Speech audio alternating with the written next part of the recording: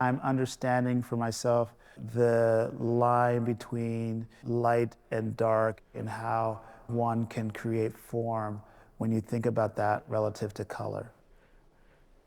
Hi, my name is Odili Donald Odita. I'm here with Phong Bui. I believe, Phong, that we met on a panel together, but I don't remember which one. It could have been Yada, but it was a panel.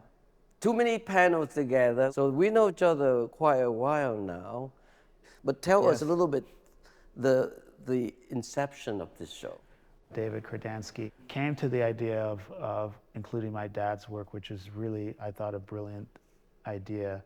It's something that my dad also wanted while he was alive. He wanted to have a situation where both of our works can be seen together. Yeah. And it makes sense to me because there's certain aspects of the work, certain paintings I make, because there's different patterns and different structures I deal with in my work. But there's a particular body of work that really comes out of this series of paintings that he made. I love the fact that we can actually see that open up in this show. My dad was a Zaria rebel, and he's a member of a group of artists that were really the foundation of Nigerian modernism, modernity in painting and sculpture and so on. And they were all about protest. Naomi Campbell was, I believe, was promised the cover of Vogue magazine, and then they wanted to take it away from her because they felt that the magazine wouldn't sell very well if only she was on the cover.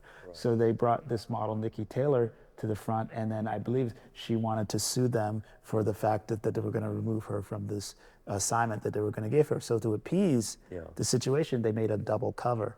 But this was on the inside. But tell me more about when it say digitally manipulated. How was the process done, Odili? It was my editing process for the photography.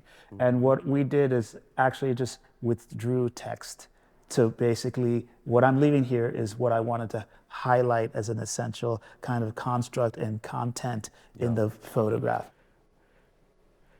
Well, your identification with color, which you've been resistant to have a formula per se.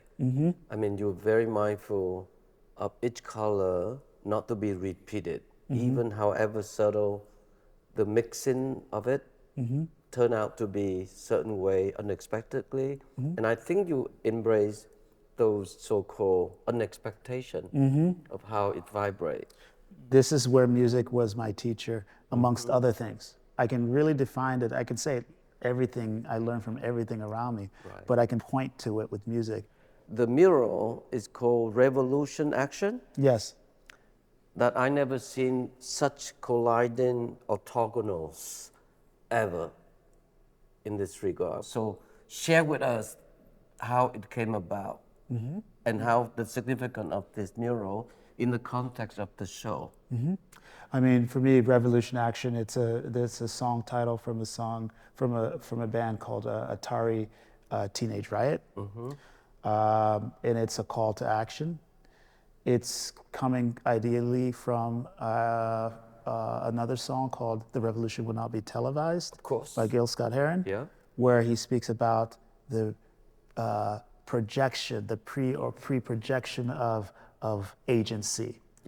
And in a way, the negation of mind control from media, from the media box. This is actually 4 quadrants and 4 quadrants.